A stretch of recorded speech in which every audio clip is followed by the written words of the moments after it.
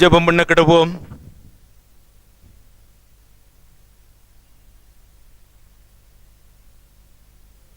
மனிதர்களால் புரிந்து கொள்ள முடியாத ஞானத்துக்கு அப்பாற்பட்டவராயிருக்கின்ற பரிசுத்தமுள்ள ஆண்டவரே,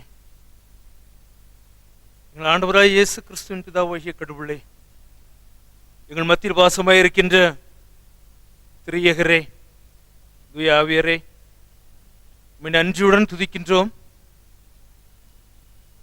இந்த நாளின் ஆசீர்வாதங்களை, இந்த செய்தியை எப்பொழுதும் கேட்க இருக்கின்ற பிள்ளைகளை அவர் இருக்கின்ற சூழல்களில் நீர் உயிருடன் இருக்கின்றவர் என்பதனை அவர்கள் உணர்ந்து கொண்டு, நான் என் ஆண்டவருடைய மகன், என் ஆண்டவருடைய மகள் என்று சொல்ல விடுவதற்கான ஸ்லாக்கியத்தை உருவாக்கி தந்துள்ள உம்மை வேண்டிக் கொள்கின்றோம். நீர் மகிமைப்படுவீராக. ஆண்டவர் இயேசுவின் நாமத்தில் வேண்டிக் கொள்கிறோம், பரிசுத்தமுள்ள பிதாவே, ஆமென். ஆண்டவருடைய பரிசுத்த நாமத்துக்கு மகிமை உண்டாக. பாமாலைகளில் 261வது பாடலை பாடுவோம். பாமாலைகள் 261.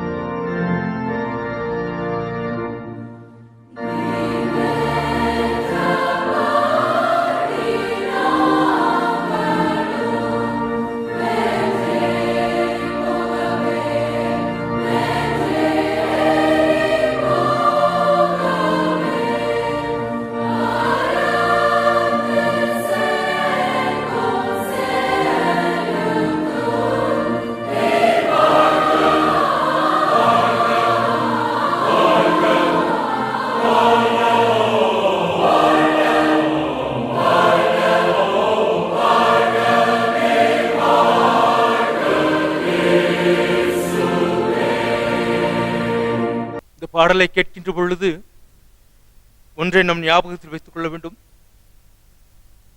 பிசாசு பாவம் உலகை சாவால் ஜெயித்தடைந்தீர் வெற்றியை என்கின்ற வரிகள் இந்த வெளிப்படுத்தின விசேஷத்துடன் இணைந்து வரக்கூடியவை.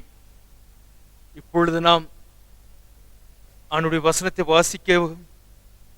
வாசிக்கப்பட கேட்கவும் நம்மை தாழ்த்தி ஒப்பு கொடுப்போம். இருந்த இடங்களில் நாம் நம்முடைய இல்லத்திலோ பயணத்திலோ ஏதேனும் ஒரு சூழலிலோ இந்த வசனங்களை வாசிக்க அல்லது கேட்க கூடும். நம்முடைய வசனத்தின் வெளிச்சத்தை நாங்கள் உணர்ந்து கொள்வதற்கு எங்கள் பாவ கண்கள், எங்கள் பாவ காதுகள், எங்கள் பாவமுள்ள இதயங்கள் தடையாக இருக்கின்றன. தயவாக மன்னியும் என்று கேட்போம். மன்னிக்கின்ற ஆண்டவர் மன்னிப்பை அருளி நம் ஒவ்வொருவரையும் தம்முடைய பிள்ளைகளாய் ஏற்றுக்கொண்டிருக்கின்றார். ஆண்டவருக்கே மகிமை உண்டாவதாக என்று சொல்லி அவனுடைய பரிசுத்த நாமத்தில் ஆண்டவரை வாழ்த்துவோம். ஆண்டவர் கிருபை செய்வாராக. ஆமென். முதலாம் பாடம் வாசிக்கப்பட கேட்போம். இன்றைய நாளுக்கென்று வாசிக்கும்படியாக குறிக்கப்பட்ட முதலாம் வேத பாடம் ஆதியாகமத்தின் புஸ்தகம் 2ஆம் அதிகாரம் வசனங்கள் 18 முதல் 25 வரை. ஆதியாகமும் 2ஆம் அதிகாரம் வசனங்கள் 18 முதல் 25 வரை. பின்பு தேவனாகிய கர்த்தர், மனுஷன் தனிமையாயிருப்பது நல்லதல்ல, ஏற்ற துணையை அவனுக்கு உண்டாக்குவேன் என்றார். தேவனாகிய கர்த்தர் வெளியின் சகலவித மிருகங்களையும் ஆகாயத்தின் சகலவித பறவைகளையும் மண்ணினாலே உருவாக்கி, ஆதாம் அவைகளுக்கு என்ன பேரிடுவான் என்று பார்க்கும்படி அவைகளை அவனிடத்தில் கொண்டு வந்தார். அந்தந்த ஜீவ ஜந்துக்கு ஆதாம் எந்தெந்த பேரிட்டானோ அதுவே அதற்கு பேராயிற்று.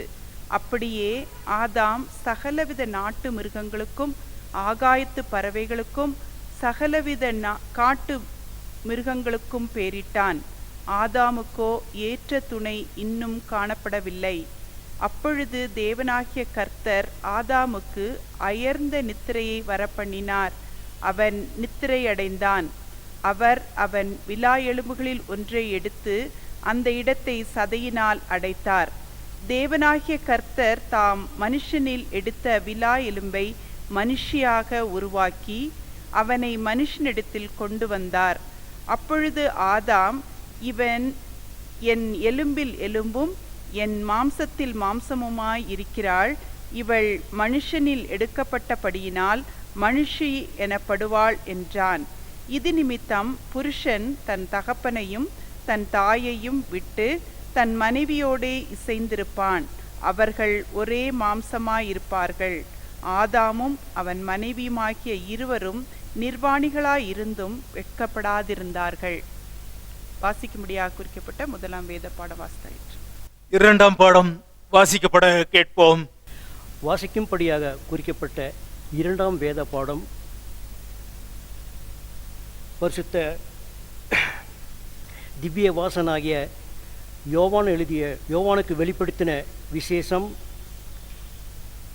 5ஆம் அதிகாரம் வசனங்கள் 1 முதல் 5 வரை. வெளிப்படுத்தின விசேஷம் 5ஆம் அதிகாரம் வசனங்கள் 1 முதல் 5 வரை.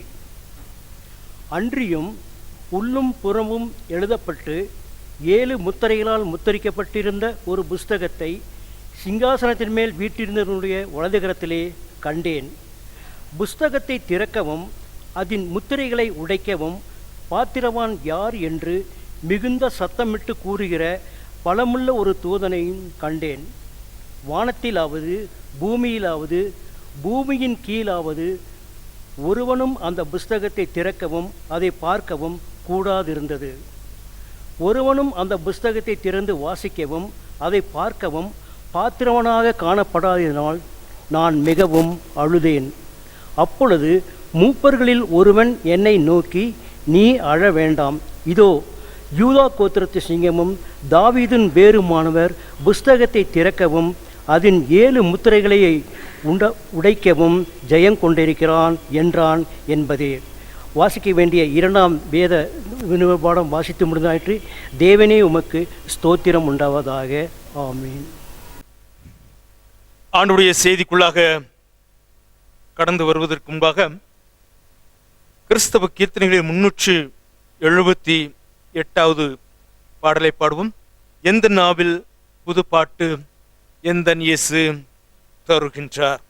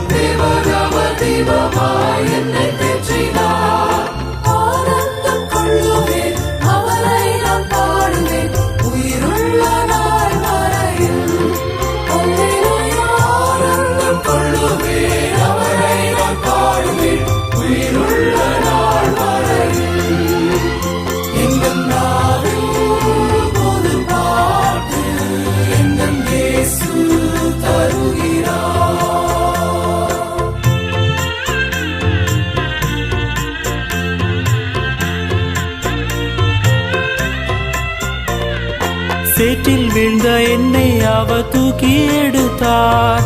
நாற்றமெல்லாம் ஜீவ ரத்தம் கொண்டு மாற்றினார். சேற்றில் வீழ்ந்த என்னை அவர் தூக்கி எடுத்தார். நாற்றமெல்லாம் ஜீவ ரத்தம் கொண்டு மாற்றினார்.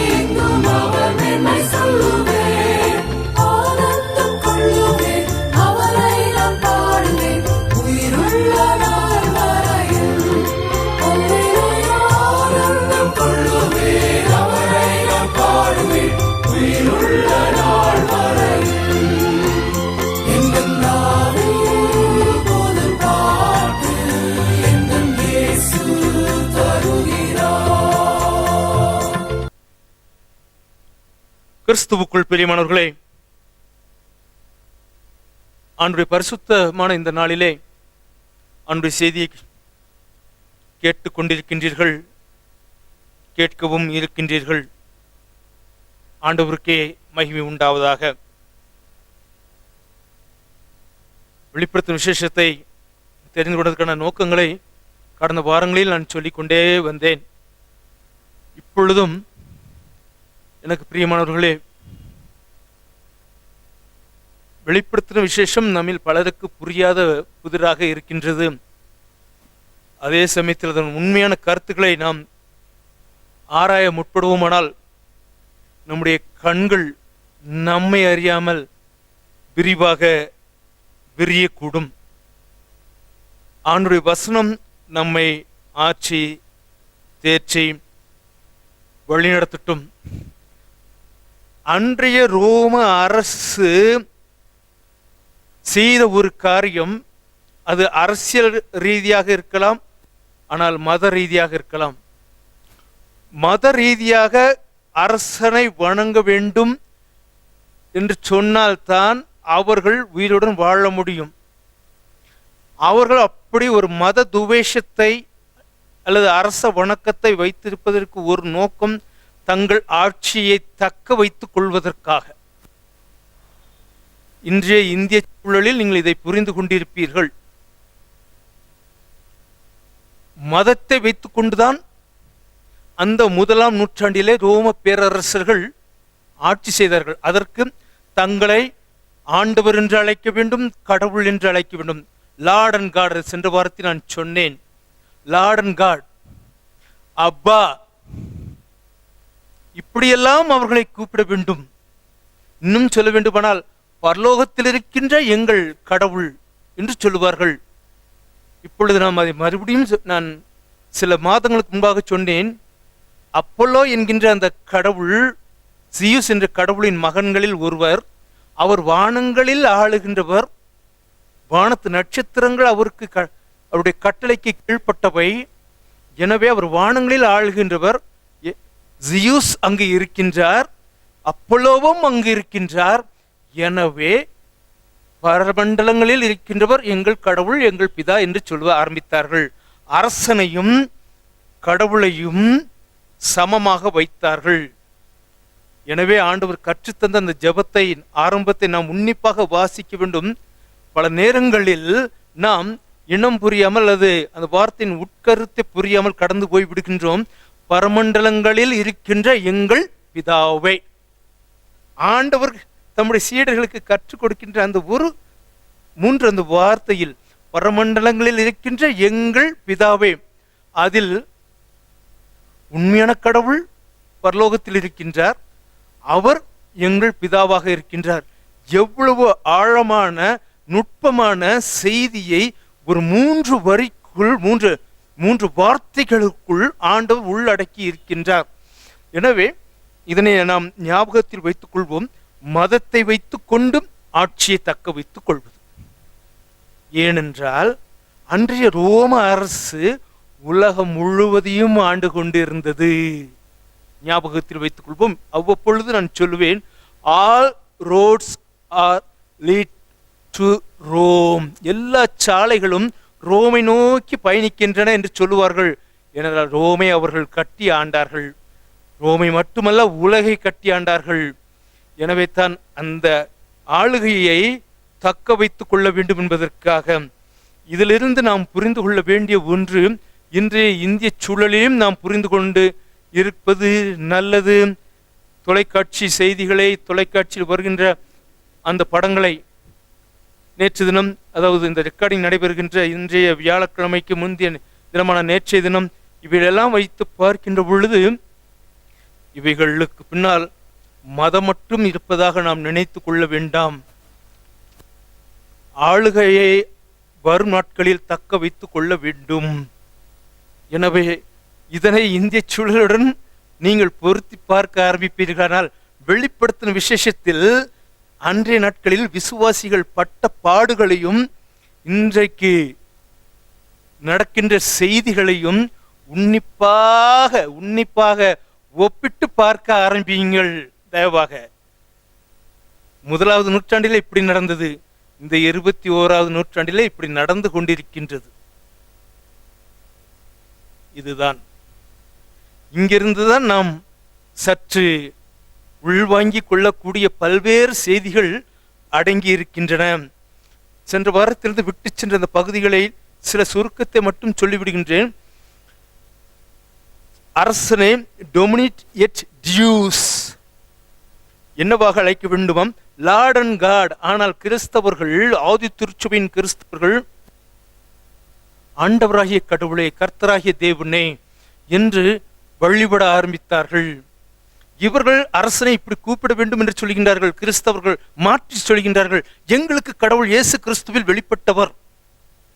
இப்படியாகத்தான் இருந்த பொழுதும் அந்த சூழலில் கிறிஸ்தவர்கள், ஆதி திருச்சபையின் கிறிஸ்தவர்கள் நொறுக்கப்படுகின்றார்கள், வெட்டப்படுகின்றார்கள், மிருகங்களுக்கு இரையாக்கப்படுகின்றார்கள், உயிருடன் தீ வைத்து கொளுத்தப்படுகின்றார்கள். இப்படியெல்லாம் நடந்து கொண்டிருக்கின்றது. கிரகாம் ஸ்டெயின்ஸுக்கு ஏற்பட்ட நிலைமையை யாரும் மறந்திருக்க மாட்டோம். கிரகாம் ஸ்டெயின்ஸுக்கும் அவருடைய பிள்ளைகளுக்கும் நாம் ஞாபகத்தில் வைத்துக் கொள்வோம். இதையெல்லாம் பார்த்துவிட்டு இப்படியாக உயிருடன் இருக்கின்ற அந்த ஆண்டவர் கடவுள் பரிசுத்தர் பரிசுத்தர் பரிசுத்தர், சேனைகளின் தேவனாகிய கர்த்தர் பரிசுத்தர் பரிசுத்தர் பரிசுத்தர் என்று சொல்லுவதற்கான மும்முறை த்ரீஃபோல்டு டாக்ஸாலஜி என்று சொன்னேன். அதாவது உறுதி செய்யப்படுகின்ற ஒன்றும், அதே நேரத்தில் நம்முடைய திருவிருந்து தென்னிந்து திருச்சுவின் திருவிருந்து வழிபாட்டையும் பார்க்க வேண்டும். சேனைகளின் தேவனாகிய கர்த்தர் நீர் பரிசுத்தர் பரிசுத்தர் பரிசுத்தர் என்று நாம் சொல்ல ஆரம்பித்திருப்போம். எளிதாக நாம் கடந்து போய் விடுகின்றோம் திருவிருந்த ஆராதனையில். ஆனால் எவ்வளவு ஆழமான அந்த வார்த்தைகள் திருச்சுவை பட்ட பாடுகளையும் இன்றைக்கு நீங்கள் எவ்வளவாக, நீங்கள் என்று சொன்னால் சபை மக்களும் சரி, ஆராதனை நடத்தி கொண்டிருக்கின்ற என் போன்ற ஆயர்களும் சரி, எவ்வளவாக இன்னியும் இந்த நாட்களில் கவனத்துடனும் விவேகத்துடனும் இருக்க வேண்டும். அதே சமயத்தில் ஆண்டவரை ஆராதிக்க வேண்டும் என்பதன் அர்த்தத்தை புரிந்து கொள்ள வேண்டும். எளிதாக சேனைகளின் தேவனாகிய கர்த்தரை நீர் பரிசுத்தர் பரிசுத்தர் பரிசுத்தர், வானமும் பூமியும் மகிமையால் நிறைந்திருக்கின்ற உன்னதத்தில் ஓசன்னா, இப்படி போய்விடுகின்றோம். ஆனால் அவர்கள் சொல்கின்ற அந்த வார்த்தை எப்படியாக இருக்கின்றது? த்ரீஃபோல்டு என்று சொன்னேன். த்ரீஃபோல்டு டாக்ஸாலஜியில் இருந்தும் அடுத்ததாக சென்ற வாரத்தில் நான் சொன்னேன், இருந்தவர், இருக்கின்றவர், வரப்போகின்றவர். தயவாக மீண்டும் அதை ஞாபகத்தில் வைத்துக் கொள்வோம். வெளிப்படுத்தும் விசேஷம் 17ஆம் அதிகாரம் 8ஆம் வசனத்தின் வாசிக்க கேளுங்கள். வெளிப்படுத்தின விசேஷம் 17ஆம் அதிகாரம் 8ஆம் வசனம். நீ கண்ட மிருகம் முன்னே இருந்தது, இப்பொழுது இல்லை, இப்பொழுது இல்லை. அது இப்பொழுது முன்னே இருந்தது, இப்பொழுது இல்லை. ஆம், அது பாதாளத்தில் இருந்து ஏறி வந்து நாசமடைய போகின்றது. அடுத்ததாக 11ஆம் வசனத்தை வாசியுங்கள். இருந்ததும் இராததும் ஆகிய மிருகமே 8வது ஆனவனும் அவ்வேலியிலிருந்து தோன்றுகிறவனும் நாசமடைய போகிறவன். சென்ற வாரத்தில் சொன்னதே அப்படியே நான் கொண்டு வருகின்றேன். இருந்தவன், இருக்கின்றவன், நாசமடைய போகின்றவன் என்றெல்லாம் பார்த்தால் இறந்த காலம், நிகழ்காலம், எதிர்காலம். ஆண்டவர் முக்காலத்துக்கும் பொருந்துகின்றவர், இருந்தவர், இருக்கின்றவர், வரப்போகின்றவர். இவைகள் ஆண்டவரை பற்றி நாம் சொல்லுகின்ற பொழுது ஆண்டவரை ஆராதிக்க ஆரம்பிக்கின்றோம். நாம் பரிசுத்தர் பரிசுத்தர் பரிசுத்தர், இருந்தவர், இருக்கின்றவர், வரப்போகின்றவர் என்று சொல்கின்றோம். அதனை சரியாக லத்தீன் மொழியில் சொல்வார்கள் ட்ரிஸ் ஹேகியோன் என்று சொல்வார்கள். ட்ரிஸ் ஹேகியோன் மும்முறை வாழ்த்துவது, உறுதிபட விசுவாசத்தில் நிலைத்திருப்பது. அப்படி இருக்கின்ற கடவுள் சிங்காசனத்தில் இருக்கின்றார். 5ஆம் அதிகாரத்துக்கு முன்பாக நாம் பின்பு வருவோம். சிங்காசனத்தில் அவர் இருக்கின்ற சென்ற வாரத்திற்கு முன்பு, சில நாட்களுக்கு முன்பாக சொன்னேன், சிங்காசனம் இருக்கை என்றெல்லாம் நான் சொல்லிவிட்டேன். எனவே அவர் சதா காலங்களிலும் உயிரோடு இருக்கின்றவர். இப்பொழுதும் அந்த காட்சியை நாம் பார்க்க வேண்டும். 4ஆம் அதிகாரத்தின் கழலாக நாம் கடந்து வந்துவிட்டு 5ஆம் அதிகாரத்திற்குள்ளாக கடந்து செல்ல இருக்கின்றோம். 4ஆம் அதிகாரம் 9ஆம் வசனத்தை வாசியுங்கள். மேலும் சிங்காசனத்தின் மேல் வீற்றிருந்து சதா காலங்களிலும் உயிரோடு இருக்கிறவருக்கு அந்த ஜீவன்கள் மகிமையையும் கனத்தையும் ஸ்தோத்திரத்தையும் செலுத்தும் போது 24 மூப்பர்களும் சிங்காசனத்தின் மேல் வீற்றிருக்கிறவருக்கு முன்பாக வணக்கமாய் விழுந்து கொஞ்சம் இருங்க சகோதரரே, அந்த டிவி நியூஸ் பாத்தீங்களா?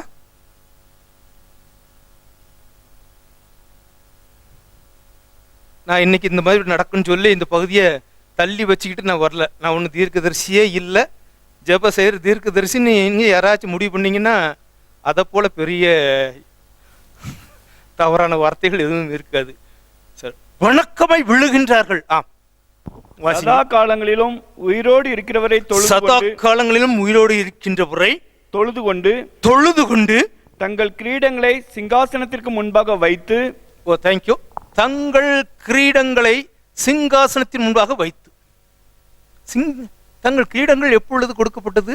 2ஆம் 3ஆம் அதிகாரத்தை வாசித்து பார்ப்போமானால், ஜெயம் கொள்கின்றவனுக்கு, வெற்றி பெறுகின்றவனுக்கு அந்த கிரீடம் கொடுக்கப்படுகின்றது. யார் கொடுக்கின்றார்? அவரிடமே அந்த பொறுப்பை அவருடைய காலடியில் விழுகின்ற பொழுது தங்கள் கிரீடங்களை கழற்றி வைத்து அவர் முன்பாக விடுகின்றார்கள். டெலிகேட்டிங் தேர் அத்தாரிட்டி பவர்.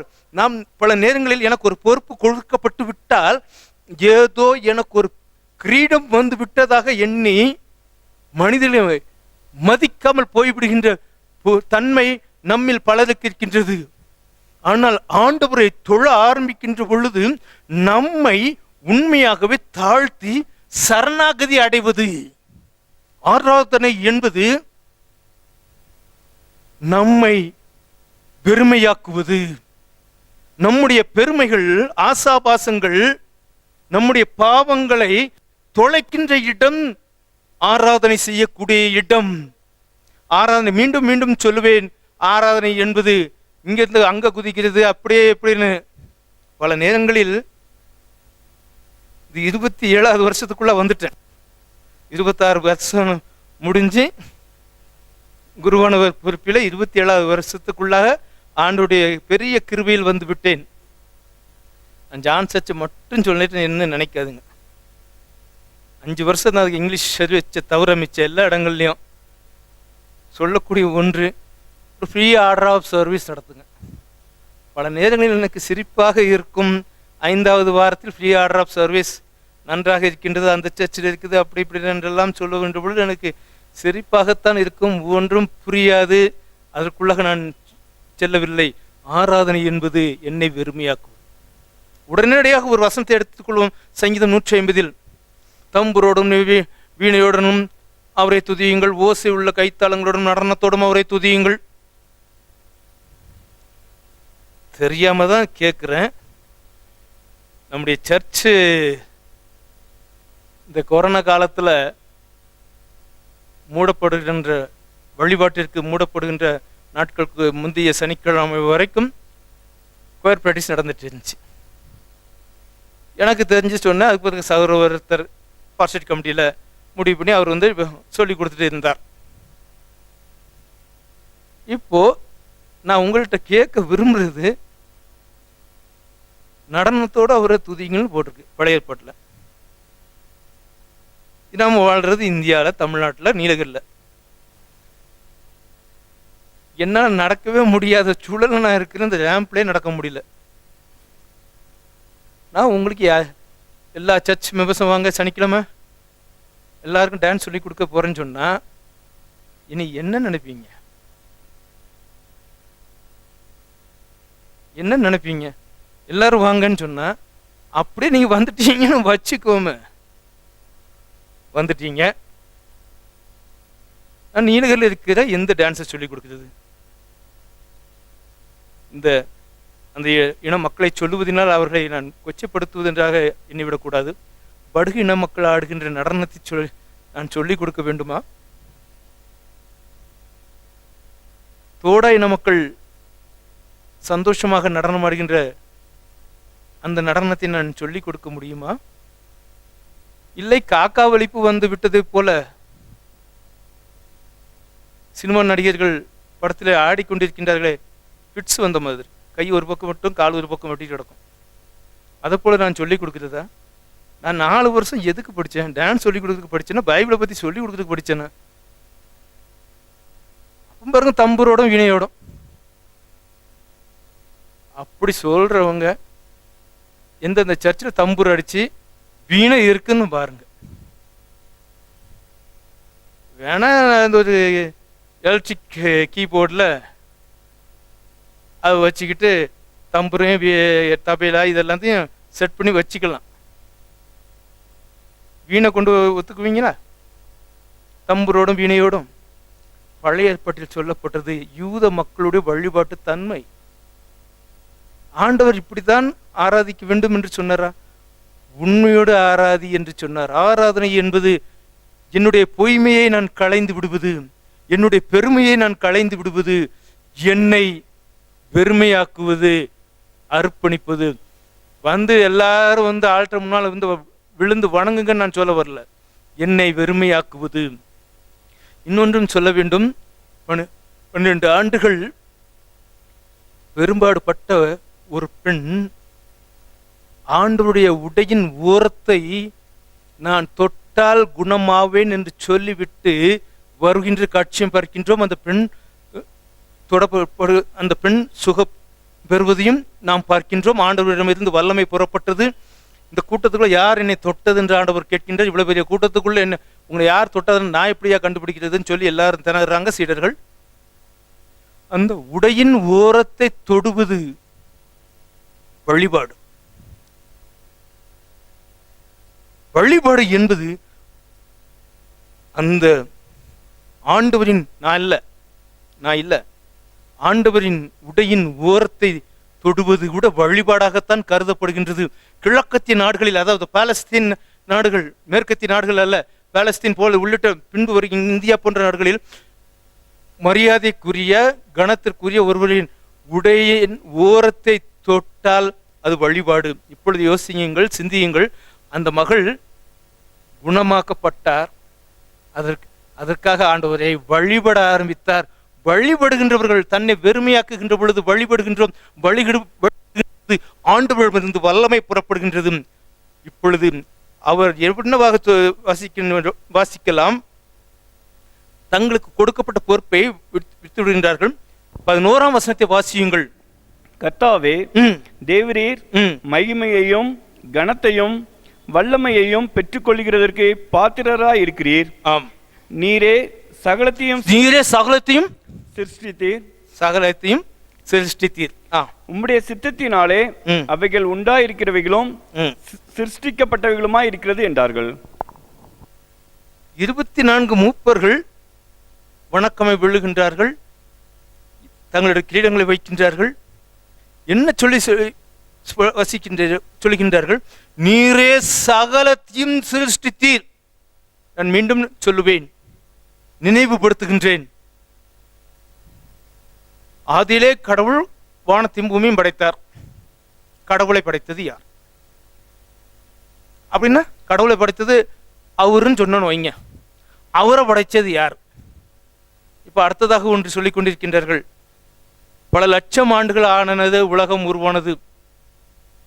உண்மைதான். அகழ்வாராய்ச்சிகள் எல்லாம் சொல்லுகின்றன. ஆதாமும் ஏவலும் அதற்கு பின்புதானே படைக்கப்பட்டார். அதுக்கு முன்பாகவே மனிதர்கள் இருந்திருக்கின்றார்களே, மண்டையோடுகள் இருக்கின்றன, கல்வெட்டுகள் இருக்கின்றன என்று சொல்லி செய்திகள் வருகின்றன. இதனை எப்படி நாம் புரிந்து கொள்வது? அன்பானவர்களே, ஆண்டவர் சகலத்தையும் அதனதன் காலத்தில் நேர்த்தியாக செய்திருக்கின்றார்.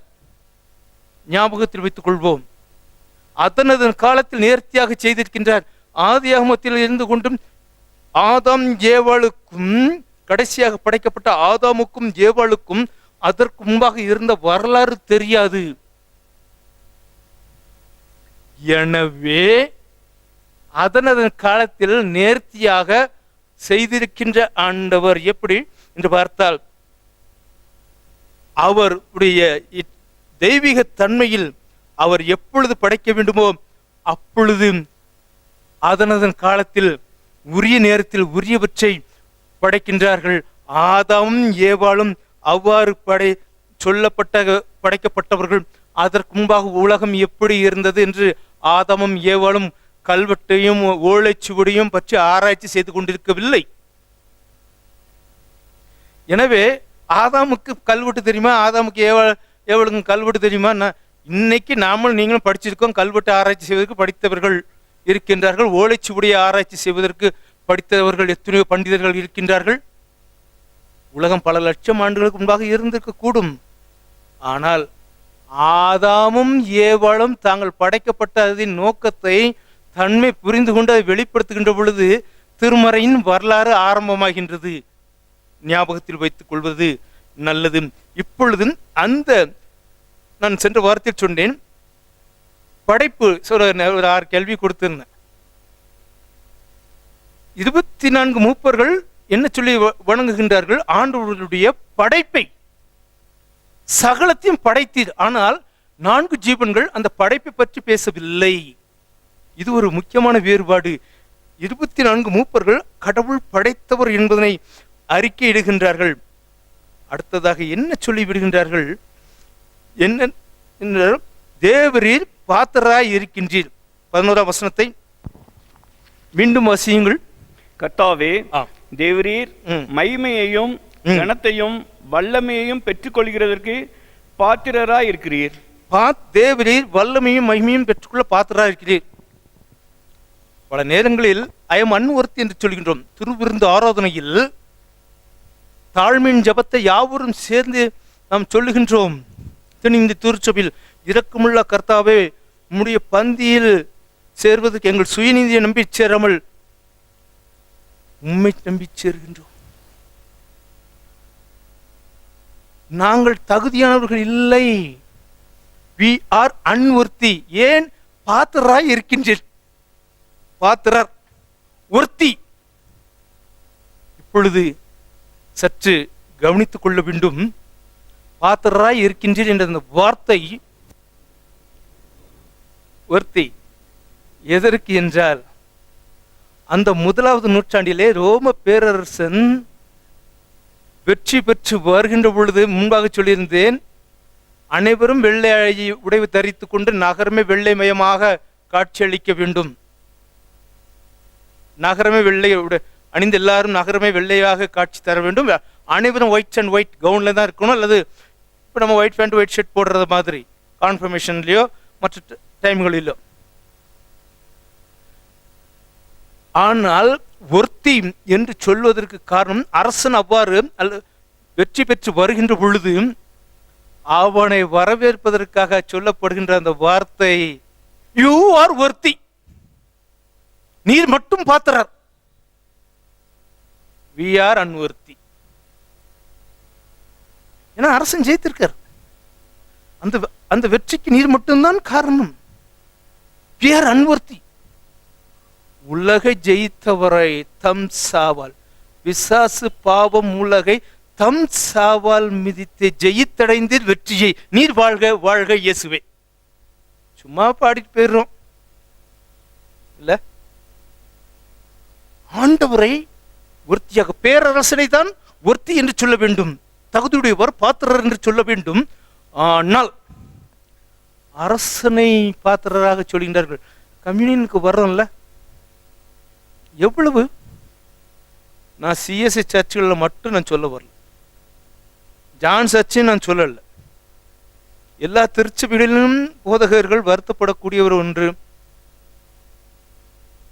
தங்களை தாழ்த்தி ஒப்பு கொடுக்காமல் திருவிருந்துக்கு வருகின்றார்கள்.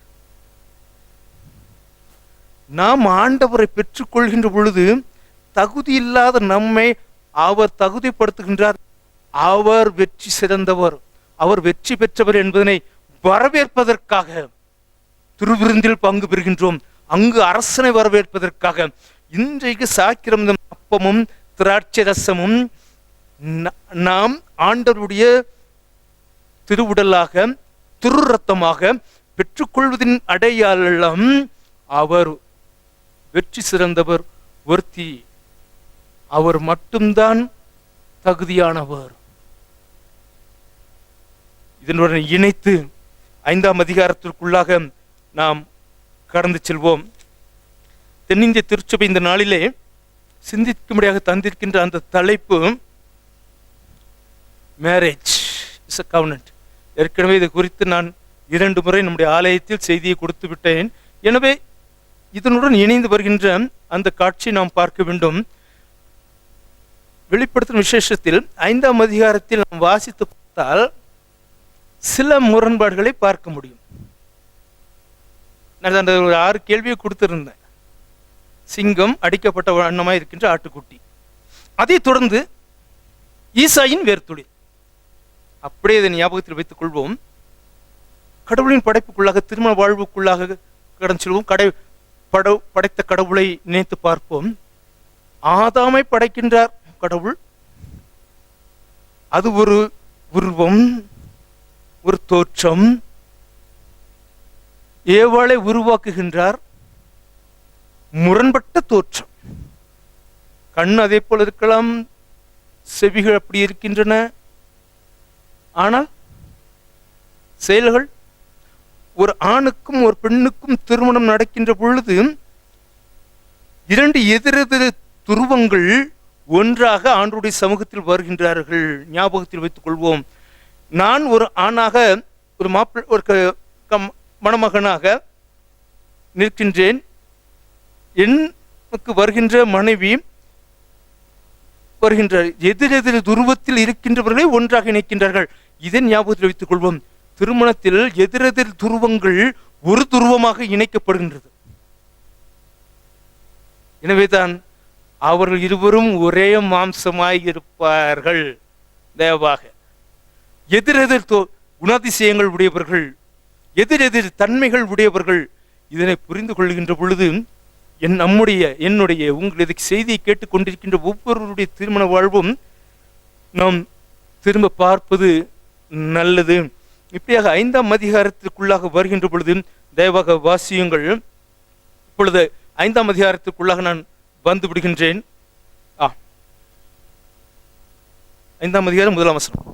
அன்றியும் உள்ளும் புறம்பும் எழுதப்பட்டு 7 முத்திரைகளால் முத்தரிக்கப்பட்டிருந்த ஒரு புஸ்தகத்தை சிங்காசனத்தின் மேல் வீற்றிருக்கிறவருடைய வலதுகரத்திலே கண்டேன். தேங்க்யூ.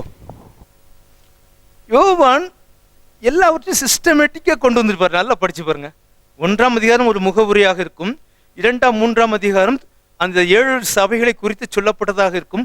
4ஆம் அதிகாரத்தின் தொடர்ச்சியாக 5ஆம் அதிகாரத்தையும் பார்க்க வேண்டும். 5ஆம் அதிகாரத்தை முடித்துவிட்டு 6ஆம் அதிகாரத்திலிருந்து 11ஆம் அதிகாரம் வரைக்கும் நாம் போவோமானால் இதனுடைய தொடர்ச்சி அல்லது விளக்கம் அங்கு சொல்லப்படும். மறுபடியும் சொல்லுவேன், அது என்னமோ தெரியல, அடக்க முடியல. தமிழ்நாட்டில் மட்டும் ஞாயிற்றுக்கிழமை கொரோனா பரவுதுன்னு தோணுதுன்னு நினைக்கிறேன். அது எப்படின்னு தெரியல, மற்ற நாளில் பரவாதோன்னு எனக்கு இருக்குது. விஷயம் தெரிஞ்சவங்க சொல்லுங்க. அன்பானவர்களே, இப்பொழுது உள்ளும் புறமும் எழுதப்பட்ட 7 முத்திரைகள், உள்ளும் புறமும் எழுதப்பட்ட 7 முத்திரைகள். அந்த 7 முத்திரைகள் யோவான் ஒவ்வொன்றையும் இணைத்துக் கொண்டே வருகின்றார். இப்பொழுது 7 ஒரு புத்தகத்தை கொண்டே, அது என்ன புத்தகம்? தயவாக வீட்டில எல்லாம் பத்திரம் வச்சிருப்பீங்க, வீட்டு பத்திரம். அந்த பத்திரம் என்னவென்றால் ஒரு பாண்ட் பேப்பர். பின்னால் எழுதப்பட்டிருக்கா சகோதரரே? ஒரு உங்ககிட்ட தான் கேட்குறேன். ஒரு பாண்ட் பேப்பரில் பின்னால் எழுதப்பட்டிருக்குமா? ஃப்ரண்ட்ல எழுதப்பட்டிருக்கும். இது ஃப்ரண்ட் பேஜ். அடுத்த பக்கத்தில் எழுத மாட்டாங்கல்ல. இன்னைக்கு கம்ப்யூட்டர் டைப்பிங். ஒரு பத்திரம் வீடு முடிக்க வேண்டும், வீடு நமக்கு சொந்தமாக வாங்க வேண்டும் என்று நாம் எண்ணி செல்கின்ற பொழுது அந்த வீட்டின் உரிமையாளர் செல்கின்றார், பணத்துடன் நீங்கள் செல்கின்றீர்கள், அதற்குரிய சட்ட பிறைய எல்லாம் பார்த்து விடுகின்றீர்கள். 2 பக்கமும் எழுதப்பட்டிருக்குமா என்றால் எழுதப்பட்டிருக்காது. ஆனால் ரோம அந்த 1ஆவது நூற்றாண்டிலே பத்திரங்கள் முன்னும் பின்னுமாக எழுதப்பட்டிருக்கும். எப்படின்னா கம்ப்யூட்டர் டைப்பிங்க இல்லை ஒரு 25 வருஷத்துக்கு முன்னாடி இருந்த அந்த Godrej refrigerator type writing machine மாதிரியா? இல்லை. அவர்கள் முன்பக்கத்தில் என்ன எழுதுவார்கள்? அந்த பத்திரத்தில், அந்த பாண்ட் பேப்பரில் மேலிருந்து கீழாக எழுதுவார்கள், வெர்டிக்கல். பின்பக்கத்தில் எழுதப்படவும் வேண்டும். அதனை என்ன செய்வார்கள்? ஹரிசாண்டல். அதனை முத்திரை வைப்பார்கள். 7 முத்திரைகள், 7 பேர். இறந்தவர் அது ஒரு வில் போல, உயில் போல எழுதப்பட்டிருக்குமாம். முடித்து விடுகின்றேன், டைம் ஆகிவிட்டது.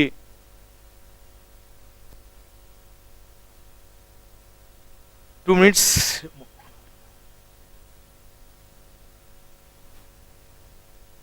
முன்னும் பின்னும் எழுதப்பட்டிருக்குமா?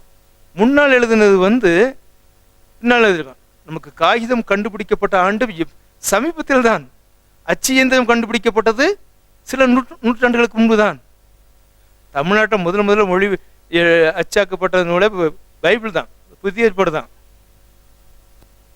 ஜீகன்பால் தரங்கம்பாடியில் செய்தார்.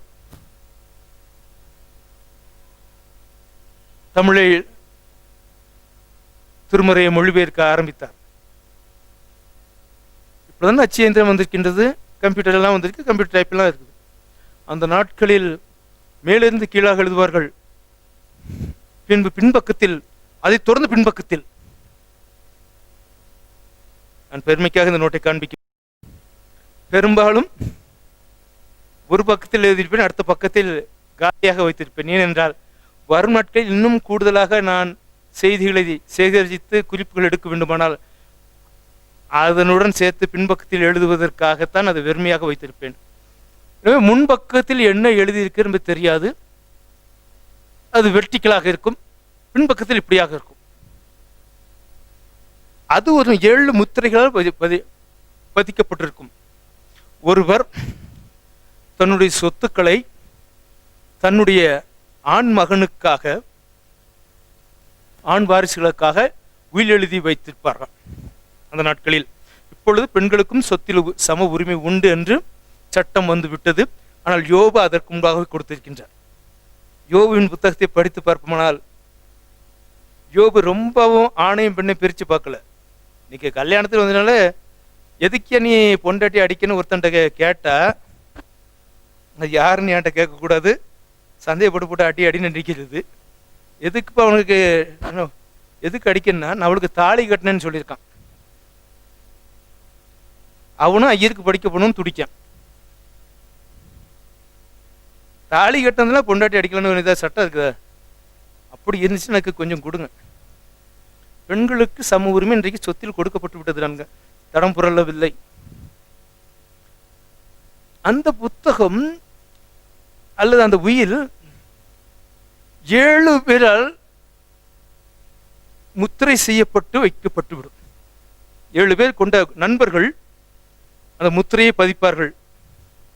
இப்பொழுது நான் வீட்டிலிருந்து வர்றதுக்கு முன்னால் திடீர்னு என் பையன் நியூஸை போட்டுட்டு இருந்தேன். பார்த்தா ஒரு கடையை வந்து நகராட்சி அதிகாரிகள் மாநகராட்சி அதிகாரிகள் சீல் வச்சுட்டு இருந்தாங்க. அந்த செய்தி இப்படி பார்த்தேன், எங்கேயோ எங்கே நடந்ததுன்னு தெரியல, காதில் விழுந்தது, பார்த்து விட்டு இப்படி கடந்து வந்து விட்டேன். இப்பொழுது அரசு முத்திரை அதில் இருக்கின்றது. 7 ஒருவர் இறந்து போகின்ற சூழலில் நான் இறந்து போய் விடுவேனப்பா, என்னுடைய 7 நண்பர்கள் நீங்கள் உங்களுடைய முத்திரைகளை கொண்டு வாருங்கள், நான் இதில் முத்திரை பதித்து தந்து விடுகின்றேன், உரியவரிடம் சமர்ப்பித்து விடுகின்றேன். நான் இறந்த பிறகு அந்த முத்திரையை நீங்கள் உடைத்து அதில் நான் என்ன எழுதப்பட்டிருக்கின்றதோ என் சொத்துக்கள் அவர்களுக்கு கொடுத்துவிட வேண்டும். அதில் பெண்களுக்கு சொத்தில் பங்கே கிடையாது. ஆனால் கிறிஸ்து பிறப்பதற்கு முன்பதாக 6 நூற்றாண்டுகளுக்கு முன்பாகவே யோபு தன்னுடைய பெண் பிள்ளைகளுக்கும் சொத்தில் பங்கு கொடுத்திருக்கின்றார். யாரும் இன்னைக்கு கிளைம் பண்ணாதீங்க அந்த கட்சி இந்த கட்சின்னு சொல்லி. எனக்கு எந்த கட்சியும் கிடையாது. எனவே அந்த 7 பேர் முத்திரையிட வேண்டும். தன்னுடைய முத்திரை கல்லை கொண்டு வந்து பதித்திருக்க வேண்டும். அப்படி அவர்கள் பதித்து விட்டு சென்ற பிறகு அந்த மனிதன் யார் உயில் எழுதி வைத்தாரோ அவர் இறந்து போன பின்பு 7 பேர் வந்து பார்க்க வேண்டும். இறந்து போன பின்பு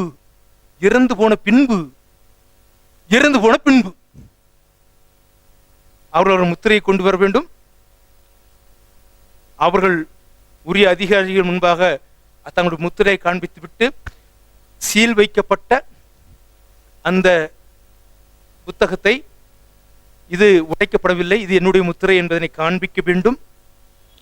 தொடர்ந்து அந்த 7 பேர் வந்தாகிவிட்டது என்றால் அந்த முத்திரையும் சரியாக இருக்க வேண்டும், அந்த உயிலும் உடைக்கப்படாமல் இருக்க வேண்டும். அன்டாம்பர்டு என்று சொல்கின்றோம் அல்லவா, அப்படி அது உடைக்கப்பட்டு அவனுடைய பிள்ளைகளுக்கு சேர்க்கப்படும். இப்பொழுது வாசியுங்கள், ஜெயம் கொள்கிறவன் என் மகனாய் இருப்பான். வெளிப்படுத்தின விசேஷத்தில் வாசியுங்கள். வெளிப்படுத்தின விசேஷம் 20ஆம் அதிகாரம் 10ஆம் வசனம் என்று எண்ணுகின்றேன்.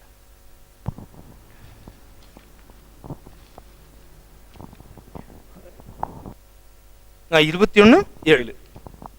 ஜெயங்கொள்கிறவன் எல்லாவற்றையும் சுதந்திரித்துக் கொள்ளுவான். நான் அவன் தேவனாயிருப்பேன், அவன் என் குமாரனாயிருப்பான். 2ஆம் அதிகாரம் 3ஆம் அதிகாரத்தில் நாம் வாசித்தோம். ஜெயம் கொள்கிறவன் என்னோட அரசாழ்வான், ஜெயங்கொள்கிறவன் வெண்ணிலை உடைப்பான், ஜெயங்கொள்கிறவன் கிரீடத்தை அணிந்து கொள்வான், என்னோட சிங்காசனத்தில் அமருவான். வெற்றி பெறுகின்றவர்கள் என் மகனாயிருப்பார்கள். ஆராதனை என்பதும் திருமண வாழ்வு என்பதும் என்னுடைய பெருமைகளை, என்னுடைய தன்மைகளை இழப்பது. இதை நாம் உணர்வோமானால் ஆராதனையில் அர்த்தமுள்ளதாக இருக்கும், திருமண வாழ்வு அர்த்தமுள்ளதாக இருக்கும். ஆண்டவர்தாமே நம்மோவில் கிரியை செய்வராக. ஆமென். ஜெபம் செய்வோம். இரக்கமுள்ள தகப்பனே, உம்மை ஆராதிக்க முடியாமல்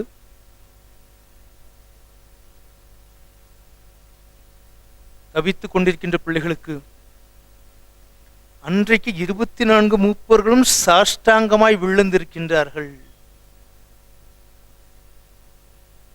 இன்றைக்கு நாங்கள் ஆராதிக்க வருவதற்கு எங்களுடைய பெருமையை காண்பிப்பதற்காக, என்னுடைய பிள்ளைகளுடைய கல்வியை பெருமைப்படுத்துவதற்காக, என்னிடம் இருக்கின்ற வசதியை சொல்லுவதற்காக, நான் புதிதாக வாங்கியிருக்கின்றவைகளை காண்பிப்பதற்காக என்ற எண்ணம் எங்களுக்கு இருக்குமேயாகில் தயவாக எங்களை மன்னியும்.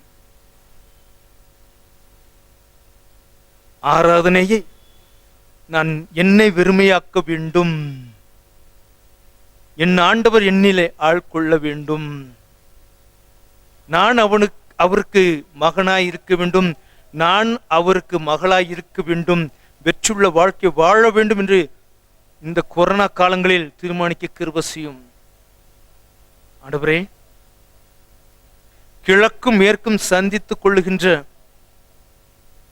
அந்த லெபனான் நாட்டின் பெய்ரூட் நகரத்தில் நடைபெற்ற இந்த கோர கொடி விபத்தில் உயிர் சேதங்களும் பல்வேறு இழப்புகளுமாக இருக்கின்ற செய்தியை கேள்விப்படுகின்றோம். லீபனோனின் கேதுரு மரம் என்று சங்கீதக்காரன் சொல்லுகின்றாரே, அந்த கேதுரு மரம் தன்னுடைய ஒரு கிளை முறிக்கப்பட்டால் அந்த முறிந்து போன கிளையின் பலவீனத்தை அந்த மரம் சரி செய்வதற்காக மற்ற கிளைகளின் பலத்தை அதற்கு கொடுப்பது போல அந்த கேதுரு மரத்தை போல் அவர்கள் எழும்ப நீர் கிருபை செய்யும். என்னுடைய பலவீனத்தில் என் மனைவி என்னுடன் இருக்கின்றார், அதனை பலப்படுத்துகின்றார். என்னுடைய கணவரின் பலவீனத்தில் நான் பலப்படுத்த அழைக்கப்பட்டிருக்கின்றேன். இந்த உண்மையை திருமண வாழ்வில் இருக்கின்ற எங்கள் ஒவ்வொருவருக்கும், வாலிப தம்பி தங்கைமார்கள், திருமண வாழ்வில் மிகவும் சமீபத்தில் இணைக்கப்பட்டவர்கள், இன்னும் வர நாட்களில் இணைக்கப்பட போகின்றவர்கள் புரிந்து கொள்ள நீர் கிருபை செய்யும். ஆண்டவரே, இந்த காணிக்கைகள், சந்தா காணிக்கைகள், உண்டியல் காணிக்கைகள், இல்லச்சந்திப்பு காணிக்கைகள் எல்லாவற்றும் இது பரிசுத்த கருத்தில் தருகின்றோம். நீர் ஏற்றுக்கொள்வீராக, கொடுத்த கரங்களை ஆசீர்வதிப்பீராக. கர்த்தருடைய பெரிய கிருபை பிள்ளைகளை தாங்கி வழிநடத்தட்டும். இம்மட்டுமாக நீர் கிருபை செய்து கொண்டிருக்கின்றேன். இந்த நீலகிரியில் தற்பொழுது பெய்து வருகின்ற கனமழை, மிக கடுமையான கனமழை, தங்கள் உயிர்களை உடைமைகளை இழந்த பிள்ளைகளுக்கு கேதுரு மரத்தின் பலத்தை தேவாக நீர் தந்துள்ளோம். ஆசீர்வாதமான மழையை நீர் தாரும் ஆண்டவரே. பல்வேறு முரண்பாடுகளுக்குள்ளாக இந்த கொரோனா காலத்தில் நாங்கள் வாழ்கின்றோம். அந்த ரோம அரசு எப்படி இருந்ததோ, மதத்தை வைத்துக்கொண்டு ஆட்சி செய்ததோ, அது இப்பொழுது நடைபெறுகின்றதா இல்லையா என்கின்ற உணர்வை எங்களுக்கு தார். காணிக்கைகளையும் சபையின் ஒவ்வொரு குடும்பத்தையும் ஞாயிற்றுக்கிழமையில் ஆங்காங்கே இது போன்ற தொலைக்காட்சிகளிலோ யூடியூப்களிலோ மற்ற காரியங்களின் மூலமாக ஆண்டவரே உம்முடைய செய்தியை கொண்டு சென்றிருக்கின்ற பிள்ளைகளை கேட்டுக்கொண்டிருக்கின்ற பிள்ளைகளை நீர் ஆசீர்வதி. ஆண்டவர் மீட்பெருமாகிய இயேசுவின் நாமத்தில் வேண்டிக் கொள்கிறோம் நல்ல பிதாவே, ஆமென். சில அறிவிப்புகள். கிறிஸ்துவுக்குள் பிரியமானவர்களே, வருகின்ற நாள் முதல் ஞாயிற்றுக்கிழமை ஜெயராஜ் வெளியே வர முடியாது, யாரும் வெளியே வர முடியாது. எனவே சனிக்கிழமை முதல் ஒரு ஜெயராஜ் இந்த சந்தா கார்டுகளை அல்லது சந்தா கார்டுகள் திங்கட்கிழமையில இருந்தோ உங்கள் இல்லங்களுக்கு வந்து தர இருக்கின்றார். தயவாக சொந்த காணிக்கைகளை கொடுத்தவர்களுக்காக நன்றி செலுத்துகின்றேன். ஒருவேளை கொடுக்க மறந்திருப்பீர்களேயாகில் நீங்கள் கொடுக்கும்படியாக அன்புடன் அழைக்கின்றேன். முன்பாக ஒரு காணிக்கை பெட்டியும் இருக்கின்றது. அதில் காணிக்கை போடக்கூடியவர்கள் இருப்பீர்களானால் ஜெபித்து விட்டு காணிக்கைகளை போட்டு செல்லலாம். ஆண்டவர் உங்களை ஆசீர்வதிப்பாராக. இப்படி ஜெயராஜ் வருகின்ற பொழுது அவருக்கு ரெயின் கோட்டு கூட வாங்கி கொடுத்து, கிளவுஸ், மாஸ்க் எல்லாம் வாங்கி கொடுத்து விட்டு தான் அவர் உங்களுடைய இல்லங்களுக்கு அனுப்புவோம் என்பதனை தெரிவித்துக் கொள்கின்றேன். ஏனென்றால் அவர் பாதுகாப்பாக வருகின்றார், நீங்களும் பாதுகாப்பாக இருங்கள் என்பதற்காகத்தான் இந்த அறிவிப்பை சொல்லுகின்றோம். ஆண்டவர்தாம் நம் ஒவ்வொருவரையும் ஆசீர்வதிப்பாராக. ஆமென். கிறிஸ்துவுக்குள் பிரியமானவர்களே, கடந்த வாரத்தில் அறிவிக்கப்பட்ட திருமுறை தேர்வுகளை சகோதரிகள் எழுதியிருந்தனர். எழுதியுள்ள ஒவ்வொரு சகோதரிகளுக்கும் எனது மனமார்ந்த வாழ்த்துக்கள். திருத்தப்பட்ட விடைத்தாள்களை வருகின்ற திங்கட்கிழமை முதல், அதாவது நாளை முதல் ஆலயத்தில் வந்து என்னிடம் பெற்றுக்கொள்ளலாம். இப்பொழுது பரிசு பெற்றவர்களை அறிவிக்க இருக்கின்றேன். அதற்கு முன்பாக இந்த நாளில் மட்டும் இந்த தேர்வு அல்லது இந்த பைபிள் குயிஸ் அல்லது பைபிள் நாலேஜ் டெஸ்ட் நடைபெறாது. இந்த வெளிப்படுத்தும் விசேஷத்தை குறித்து எப்பொழுதெல்லாம் தேவைப்படுகின்றதோ அப்பொழுதெல்லாம் அந்த கொஸ்டின்ஸை நான் அறிவிப்பேன். நீங்கள் சொன்ன நேரத்திற்குள் கொண்டு வந்து கொடுத்து விடுங்கள். இதற்கு மட்டுமின்றி தனி பரிசுகள் கிடையாது. இந்த ரெக்கார்டிங் எல்லாம் இனி தேவையில்லை, ஆலயத்தில் வந்து ஆராதிக்கலாம் என்ற சூழல் வருகின்ற வரைக்கும் இந்த தேர்வுகள் அவ்வப்பொழுது நடைபெறும். அந்த மார்க்குகள் பெர்சன்டேஜில் கன்வெர்ட் செய்யப்பட்டு முதல் பரிசு, 2ஆம் 3ஆம் பரிசு பெற்றவர்களுக்கு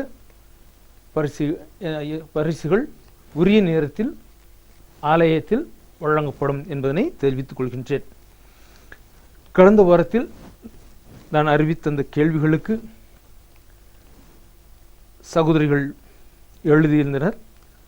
முதல் பரிசு பெறுபவர் மிஸ்ஸஸ் பிரேமா வெஸ்லி.